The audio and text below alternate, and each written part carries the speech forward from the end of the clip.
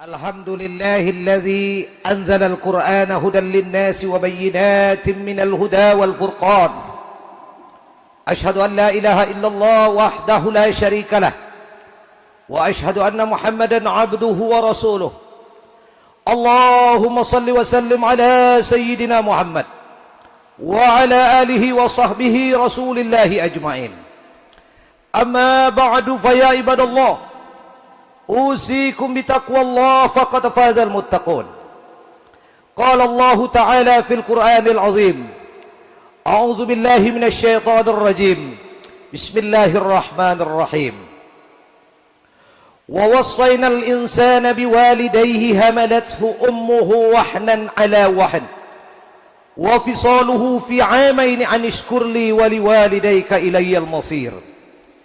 وقال الله تعالى في القرآن في سورة الأخرى: يا أيها الذين آمنوا ادخلوا في السلم كافة.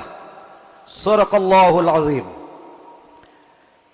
Kaum muslimin sidang jemaah Jumat rahimakumullah, puja dan syukur kita serahkan kepada Allah Subhanahu wa taala.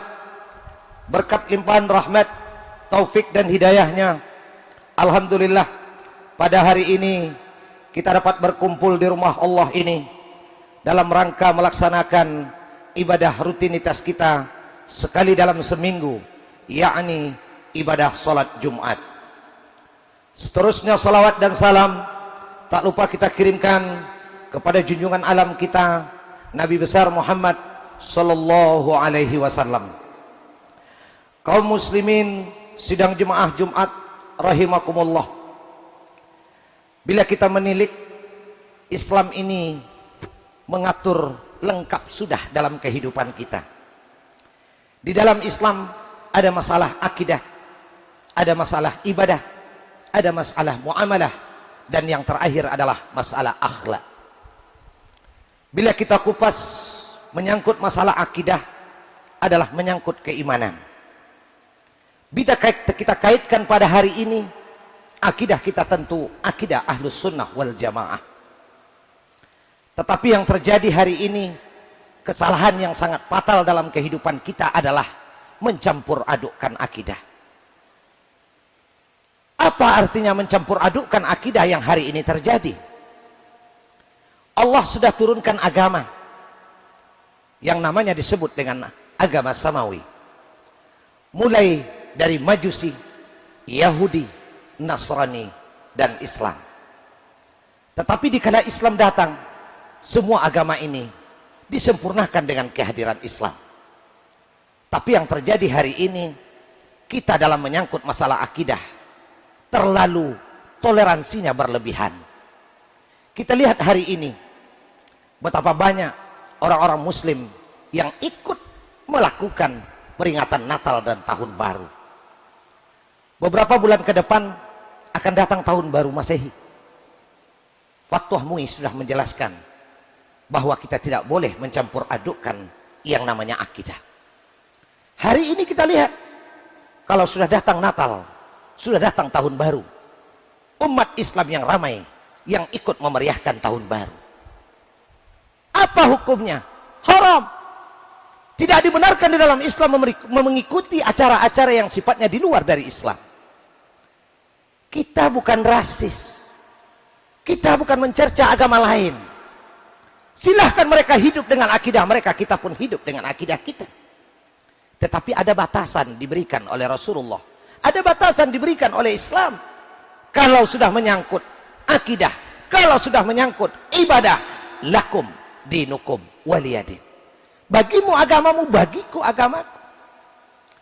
Yang terjadi hari ini apa? Umat Islam ikut memeriahkannya. Umat Islam yang selalu memberikan trompet, umat Islam yang selalu memanggang ayam dan ikut memeriahkannya. Di mana letak akidah kita? Islam sudah mengatur batasan-batasannya. Kalau menyangkut masalah toleransi, Rasulullah manusia yang paling toleransi. Dikala Rasulullah di rumah, datang 4 orang Yahudi. Lantas beliau mengucapkan salam. Apa kata mereka? Assalamualaikum ya Muhammad. Rasulullah diam sambil berkata alaika. Di dalam Islam kalau ada orang non-Islam mengucapkan salam, kita tidak boleh menjawab Waalaikumsalam, tetapi cukup kita jawab Alaika. Di suatu ketika lagi pernah orang Yahudi lewat mengucapkan salam. Lantas berdiri seorang laki-laki, "Ya Rasulullah, izinkan saya membunuh orang tersebut." Kata Rasulullah, "Tidak perlu dibunuh, cukup antum menjawab dengan Alaika saja."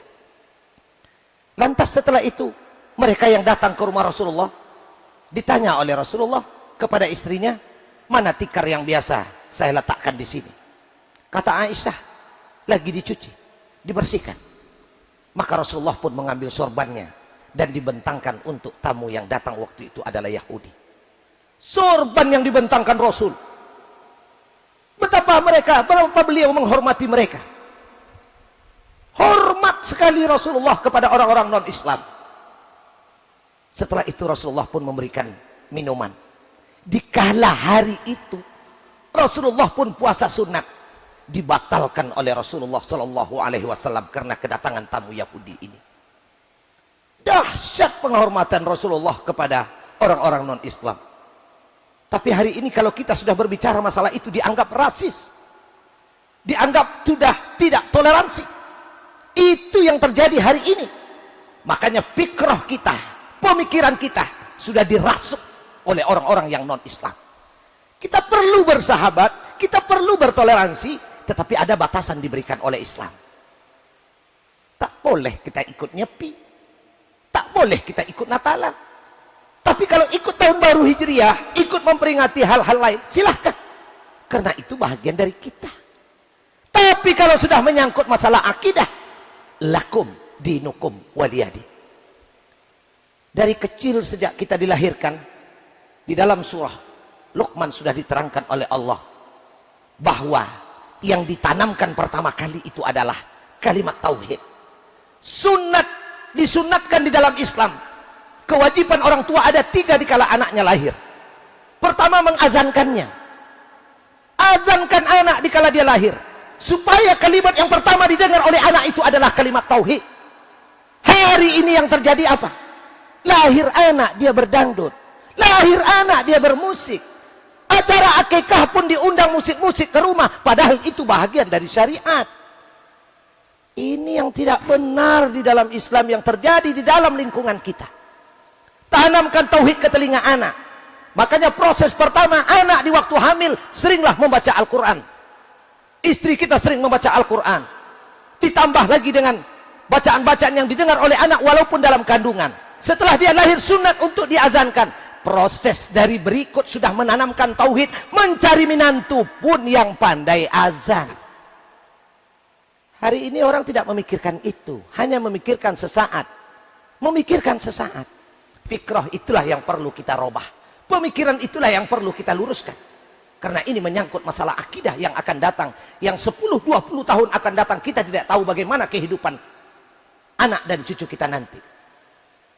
Ini masalah akidah yang sangat penting sekali. Itu yang pertama. Yang kedua dibahas oleh Islam adalah masalah ibadah. Ibadah hari ini kita lihat seperti apa. Ibadah ada 2. Pertama namanya ibadah umum. Setiap langkah yang kita ayunkan yang karena Allah itu adalah ibadah. Kita ke kantor untuk anak dan istri kita bekerja, ibadah. Kita keluar dari rumah dengan membaca Bismillahirrahmanirrahim, ibadah. Mahasiswa pergi kuliah bukan karena takut absen sama dosen, itu ibadah. Tetapi kalau takutnya karena absen, tidak ada nilai ibadahnya. Rupanya ibadah itu mudah. Setiap langkah yang diayunkan karena Allah adalah ibadah. Makanya kita sering membaca dalam salat kita, inna salati wa nusuki wa mahyaya wa mamati lillahi rabbil alamin. Sesungguhnya salatku, ibadahku, hidupku, matiku untuk Allah. Kita membantu orang karena Allah, ibadah. Tapi kalau ada unsur lain, tidak ada nilai ibadahnya. Allah akan memberikan rezeki kita dengan cara yang lain. Jangan semuanya berpikir dengan uang dan uang. Makanya sering dikeluarkan dalam sebuah buku judulnya Nasihat Orang-orang Pintar di Dunia. Apa katanya? Allah tidak akan memberi apa yang kita minta, tetapi Dia akan memberi apa yang kita butuhkan. Allah tidak akan mengambil rezeki yang sudah Dia berikan dengan menarik paksa, tetapi Dia akan mengambil dengan cara yang lain. Dikala kita dapat musibah, jangan salahkan Allah. Apa salah saya kepada Allah? Kenapa anak saya sakit? Kurang perawatankah? Atau ada sesuatu yang kita berikan kurang baik kepada anak kita? Itu rumus akan membawa kita. Makanya sebuah kajian dalam masalah ibadah tergantung dari niat kita. Nah, menyangkut masalah yang pertama tadi, apa yang dilakukan oleh orang-orang di luar Islam, itu sudah bahagian dari ibadah mereka. Ibadah kita tidak diganggu, ibadah mereka jangan kita ganggu. Dan tidak perlu kita terlibat dalam ibadah mereka. Bapak bisa saksikan seperti apa kalau di Bali, dikala terjadi hari Nyepi, semua tidak boleh ada aktivitas, keluar rumah tak boleh, airport ditutup selama 18 jam karena aktivitas ibadah mereka. Kalau kita tidak, kita biasa saja. Kalau ada orang lebaran, kita lebaran. Ada orang puasa, kita puasa. Mestinya kita berpuasa bukan menghormati orang yang tidak puasa. Orang yang tidak puasa yang mestinya menghormati kita yang berpuasa. Tapi mindsetnya sudah rusak. Cara pikirnya sudah rusak. Cara pandangnya sudah rusak. Makanya seperti ini. Ditunjang oleh media-media sosial. Yang kadang-kadang ceritanya belum tentu bagus. Belum tentu baik. Sudah di-share. Ini dampak dari pemikiran yang ditanamkan. Dan apa yang ada hari ini, mulai dari WA, mulai dari Line, BBM, kemudian segala macam media sosial, belum tentu semuanya benar.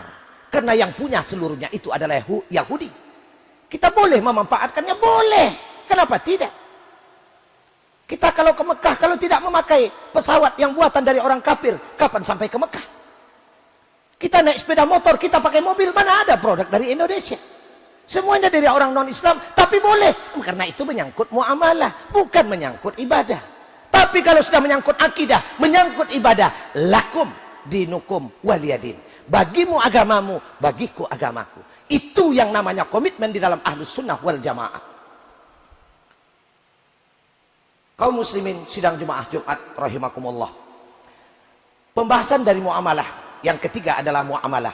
Dalam muamalah kita sudah kaji bahwa tidak ada Islam melarang untuk kita berbisnis dengan siapapun. Tapi yang jelas kita punya etika bisnis. Sama dengan kajian yang tadi. Bahwa kita memakai pesawat, memakai mobil. Itu duniawi. Tidak dianggap itu bahagian dari bid'ah. Tidak bid'ah. Karena di zaman Rasulullah dulu orang pakai onta. Orang dulu tidak ada mobil, tidak ada sepeda motor. Tapi dibuat oleh orang kafir. Kita manfaatkan untuk transportasi kita beribadah. Mencari rezeki dalam kehidupan kita sehari-hari. Itu dibolehkan dalam syariat. Antum berbisnis dengan orang Yahudi, boleh. Antum berbisnis dengan orang non-Islam, boleh. Tetapi punya etika bisnis. Hari ini etika bisnis itu yang hilang. Islam mengatur sedetail mungkin. Sehingga kalau kita merasa bahwa Islam ini sudah lengkap semua. Dalam ayat yang lain Allah katakan, la ratbin wa la yabisin illa fi kitabim mubin.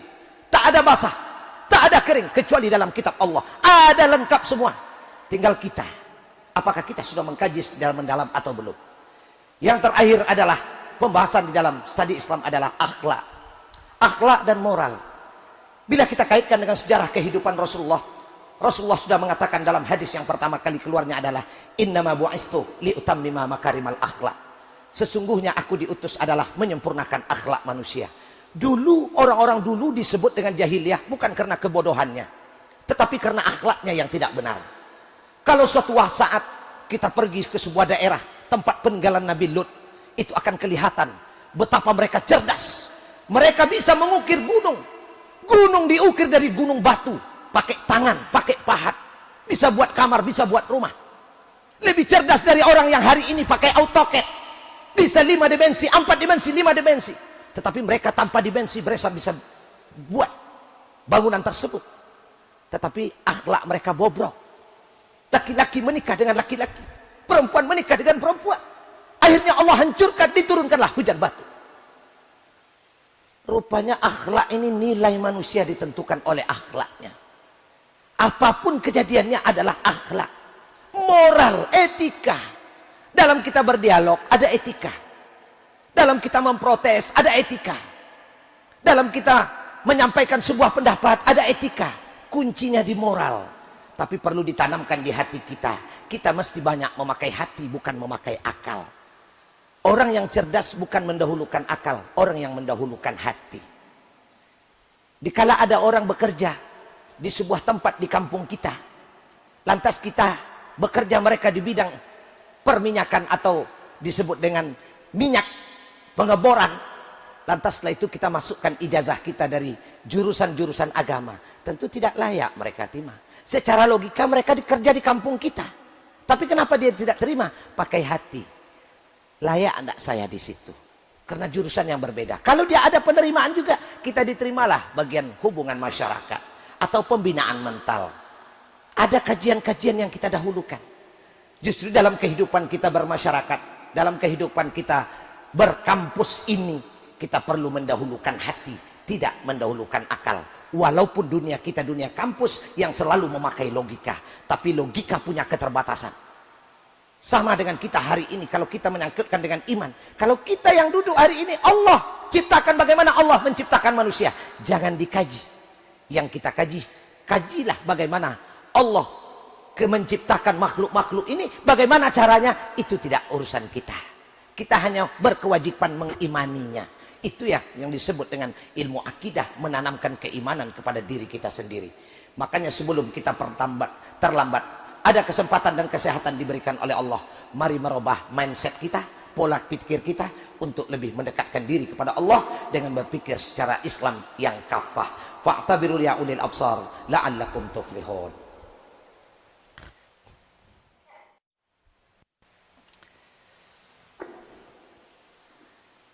Alhamdulillahilladzi arsala rasulahu bil huda wa dinil haq liyuzhirahu 'ala ad-dini kullihi walau karihal kafirun. Asyhadu an la ilaha illallah wahdahu la syarika lah wa asyhadu anna Muhammadan abduhu wa rasuluh. Allahumma salli wa sallim ala sayyidina Muhammad wa ala alihi wa sahbihi rasulillahi ajma'in. Amma ba'du fa ya ibadallah, usikum bi taqwallah faqad fazal muttaqun. Qala Allah ta'ala fil Qur'anil 'azim, a'udzu billahi minasy syaithanir rajim. Bismillahirrahmanirrahim. Wal 'asr innal insana lafi khusr illa allazina amanu wa 'amilus shalihat wa tawasaw bil haqq wa tawasaw bis sabr. Pada khutbah yang kedua ini sedikit kata simpulkan pada khutbah yang pertama, bahwa yang diutamakan di dalam Islam itu pertama adalah akidah. Maka mari kita luruskan akidah kita dengan tidak mencampurkan akidah dengan akidah yang lain. Banyak hari ini kita lihat spanduk-spanduk dikala suatu datang hari-hari perayaan hari-hari agama lain, maka para pejabat kita pun membuat spanduk selamat ini, selamat ini, selamat ini. Termasuk kadang-kadang pun di pemerintahan kita, baik itu yang namanya pimpinan tinggi maupun tidak tinggi, ikut memeriahkan secara bersama. Itu sudah termasuk bahagian dari mencampur adukkan akidah. Yang kedua adalah ibadah. Ibadah ada yang umum, ada yang khusus. Yang umum adalah setiap langkah yang kita ayunkan karena Allah, itu adalah ibadah. Termasuk kita kuliah, termasuk kita ke kantor, termasuk kita mencari rezeki dan nafkah untuk anak dan keluarga kita. Itu adalah bahagian dari akidah. Yang khusus seperti yang kita lakukan, mulai dari sholat, puasa, haji dan segala macam, berimpak, bersedekah, itu adalah bahagian dari ibadah yang khusus. Yang ketiga adalah muamalah. Muamalah adalah kehidupan kita berbisnis, mulai dari kehidupan secara dengan sesama muslim maupun dengan non muslim. Yang penting menjaga etika. Dan terakhir adalah akhlak yang diutamakan dalam segala lini kehidupan, mulai dari ibadah, kemudian akidah, kemudian termasuk di dalamnya muamalah, diutamakan adalah akhlaknya, moralnya. Makanya semoga kita menjadi orang-orang yang bermoral dan beretika dalam segala lini kehidupan. Innallaha wa malaikatahu yusalluna 'alan nabi ya ayyuhalladzina amanu sallu 'alaihi wa sallimu taslima. Allahumma shalli 'ala Muhammad wa 'ala ali Muhammad kama shallaita 'ala Ibrahim wa 'ala ali Ibrahim wa barik 'ala Muhammad wa 'ala ali Muhammad kama barakta 'ala Ibrahim wa 'ala ali Ibrahim fil 'alamin innaka Hamidum Majid. Allahumma ighfir lil muslimina wal muslimat wal mu'minina wal mu'minat al ahya'u minhum wal amwat wa tabi' bainana wa bainahum bil khairat. Rabbi ighfir warham wa anta khairur rahimin. Rabbana dhalamna anfusana wa in lam taghfir lana wa tarhamna lanakunanna minal khasirin. Allahumma a'izzal Islam wal muslimin wa azil syirka wal musyrikin wansur ibadakal muwahhidin wa la haula wa la quwata illa billahil aliyyil azim. Allahumma anzilir rahmah wal maghfirah was salama ala hadhil qaryah ya mujibas sa'ilin. Allahumma anzilir rahmah wal maghfirah was salama ala hadhil jamaah ya mujibas sa'ilin. Rabbana la tada' lana fi maqamina hadha dhanban illa ghafartah wa la hamman illa farajtah wa la daynan illa qadaitah wa la musafiran illa wasalta ya arhamar rahimin. Rabbana atina fid dunya hasanah wa fil akhirati hasanah wa qina azaban nar. Ibadallah, Inna Allah ya'muru bil 'adli wal ihsan wa ita'i dzil qurba wa yanha 'anil fahsya'i wal munkar wal baghi ya'izukum la'allakum tadhakkarun wa la dzikrullahi akbar wallahu ya'lamu ma tasna'un. Aqimus shalah.